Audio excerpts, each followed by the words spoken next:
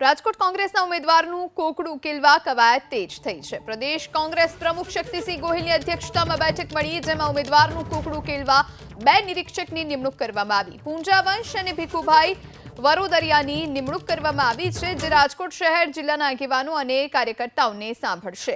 જો કે બેઠકમાં જ બંને નિરીક્ષકો સામે કાર્યકર્તાઓએ બળાપો ઠાલવ્યો, કાર્યકર્તાઓની વાત ન સાંભળવામાં આવી હોવાની ફરિયાદ કરી। તો આ તરફ શક્તિસિંહ ગોહિલે ચીમકી ઉચ્ચારી કે પાર્ટીમાં અશિસ્ત નહીં ચલાવી લેવાય, અશિસ્ત નેતાઓને તુરંત પાર્ટીમાં હાંકી કઢાશે। ગમે તે મોટો નેતા કેમ ન હોય, અશિસ્ત નહીં ચલાવી લેવાય। અમારે ત્યાં કોઈ કોકડા ગૂંચવાતા નથી, બધા ઉકેલ જ હોય છે। કોકડા ગૂંચવાય છે ત્યાં તમારે પ્રશ્ન કરવા જોઈએ કે જો 5-5 લાખ મતોથી જીતવાનું હોય તો ઉમેદવારોને તમે પ્રેશર કરીને કેમ એવું કરાવો છો કે અમારે ચૂંટણી લડવી નથી, એમને પૂછો। કોઈ કોકડા ગૂંચવાયેલા નથી।